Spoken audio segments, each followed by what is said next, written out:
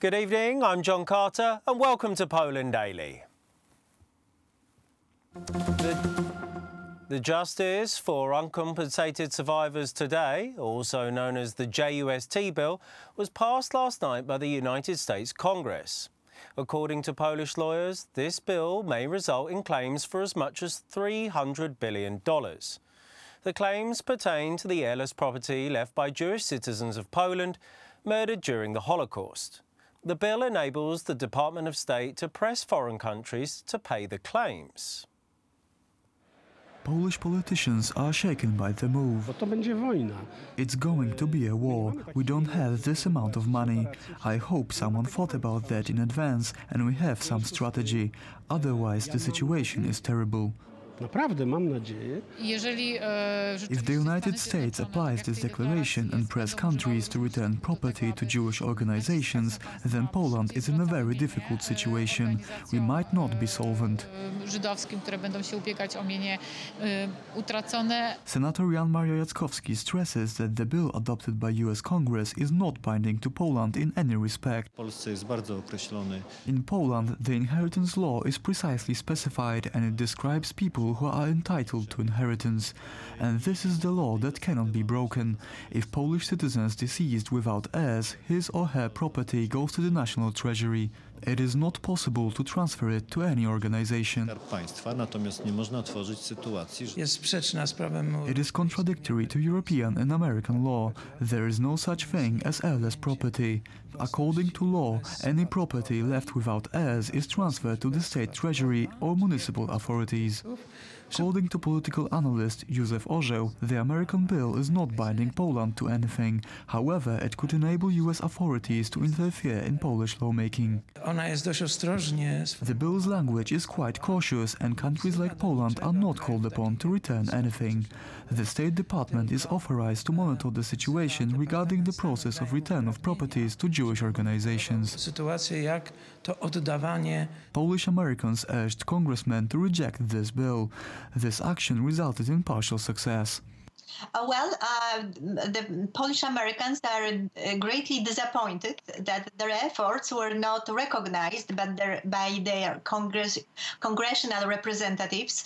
And I think that this experience will lead to, first of all, Polonia needs to form the Political Action Committee, and Polonia must specifically focus on electing their own representatives. This is critical and crucial for the major conglomerations, major cities like Chicago, New York, New Jersey. In those areas, Polonia should be able to support and place in Congress a representative that would represent their key interests. In other locations where Polonia does not represent the high percentage of the voters, Polonia still can make a difference in close elections. Therefore, we need to become much more active politically in the United States, and I think this experience opens a new chapter for Polish Americans, because we experienced some kind of humiliation at this point, because despite our efforts, we were completely disregarded, and that may no longer be the case. And I really appeal to Polonia, especially in the larger cities, but throughout the United States, to organize, to join the Political Action Committee, and to influence those who will be able to represent the interests of Polish Americans effectively. Great Britain celebrated as Catherine, Duchess of Cambridge, gave birth to her third child this week. 300 kilometres north in Liverpool, little Alfie Evans is fighting for his life. Doctors decided to disconnect him from his life support machine, speculating that he would die within 3 hours. However, he survived and Alfie is still alive as his parents fight for his right to live. Do you want him to die? Do you want him to deteriorate in the next couple of hours so then they can say, oh, look, we told you. But in fact, in reality, I stood in the court case and they told me that he wouldn't last longer than 5 minutes. He's lasted 22 hours. Yeah. They're disgusting how they're treating us. They're just starving and they wouldn't do this to an animal. I feel like I'm in an African jail. The British court decided that Alfie, who was disconnected from a life support machine on Monday, cannot be transported to Rome as his parents wished. The judge, Anthony Hayden, decided not to allow Evans to go to the hospital in the Vatican. He based his decision on the advice of doctors. They claim that the boy suffered irreversible changes to his brain, as a result of which further therapy would be in vain. Pediatrician Izabela Paugan from Bydgoszcz, who was asked for a consultation by the boy's parents, has a different opinion. Dziecko nie jest dzieckiem umierającym. The child is not in a dying state. According to the Glasgow Pediatric Scale, his state was evaluated at 8 to 9 points, which is not a state of brain death. The child reacts to his father's voice, periodically opens his eyes and closes his mouth while being administered pacifier. The brain MRI showed no signs of a damaged brainstem. This also proves that the child is not in a terminal state. Alfie Evans must be saved. His brave little body has proved again that the miracle of life can be stronger than death. Perhaps all that's needed is some goodwill on the part of decision makers. Alfie, we pray for you and your recovery.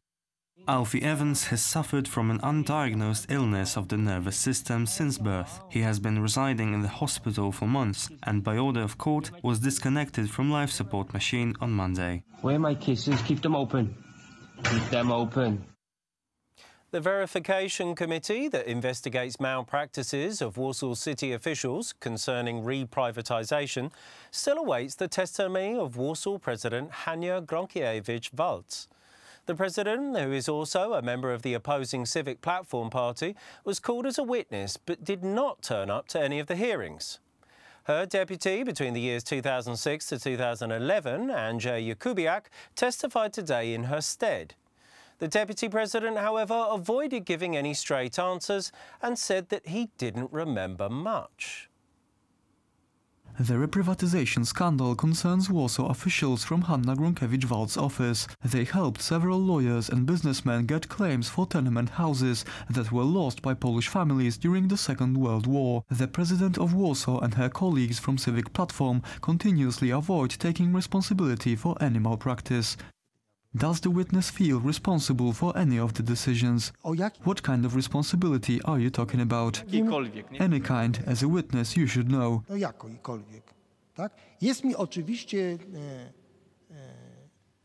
What do you mean by any kind? Of course, I'm not pleased. I'm not pleased with the fact that some of our decisions are being investigated by the Wrocław prosecution. Postępowaniem tym, które jest prowadzone przez prokuraturę we Wrocławiu. Jakubiak has allegedly done everything by the book in matters of real estate economy. The head of the committee, among other things, asked the witness if he had stopped a single case of reprivatization. During your term of office, there was an official decision concerning Nowogrodzka 6A Street, for example. What did the witness do about this matter? I would do something if I knew about it and no one informed me. Even though Hanna Gronkiewicz-Waltz consequently chooses not to come to any of the hearings, members of the committee still have a lot of questions to ask her.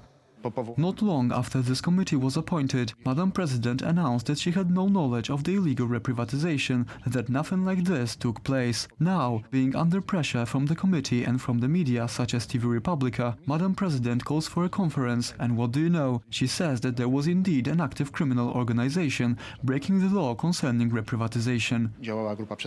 Apart from the verification committee, the Wrocław prosecution is in the middle of its own investigation. Yesterday, 2 people were arrested in a case concerning a building on Skaryszewska 11th Street. However, until the witnesses decide to talk openly, the investigation may take a while. Today, French President Emmanuel Macron will wrap up his 3-day visit to the United States with a speech in the US Congress. Macron is trying to forge a close relationship with President Trump and hopes that this will translate into a permanent exemption for Europe from US steel and aluminium tariffs. He also hopes to be able to influence President Trump's new nuclear deal with Iran. Yesterday, President Macron and his wife Brigitte were invited to a state dinner by President Trump and the First Lady Melania Trump. The US president spoke of a long and close relationship between the two countries.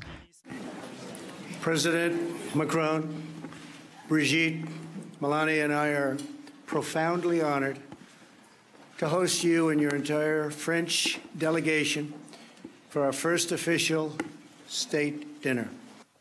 Tonight we celebrate nearly 2.5 centuries of friendship between the United States and France.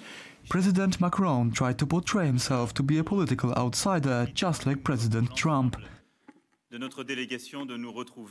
On both sides of the ocean, some 2 years ago, very few would have bet on us being here together today. But as a matter of fact, we share the same determination and the willingness to serve both our countries, your country, my country, and the rest of the world.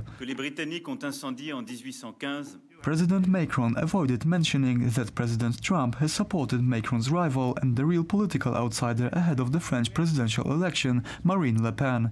Macron surprised many by saying that he supports President Trump's call for a new deal with Iran to replace the 2015 deal brokered by Barack Obama. Trump wants to replace Obama's agreement, which only deals with Iran's nuclear program, with a more far-reaching agreement that would also limit Iran's ballistic missile program and the funding of militant groups in the Middle East. So far, the two presidents seem to have good personal chemistry, but their differences on a range of issues such as global warming, trade protectionism, international migration and globalism in general could spell trouble in the future. Thank you for joining us this evening. I'm John Carter, and Poland Daily returns same time tomorrow. Good night.